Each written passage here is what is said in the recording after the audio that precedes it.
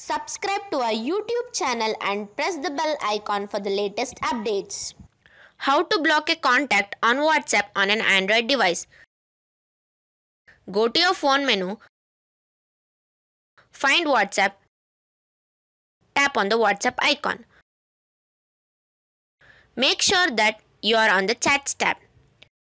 Open a message from the contact you wish to block. Tap the name of the contact at the top of the screen. Scroll down to the bottom of the screen.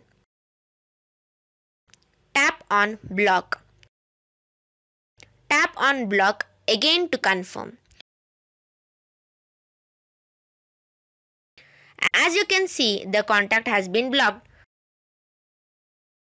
Now, he or she will no longer be able to see any of your updates and their messages will not be delivered to your phone.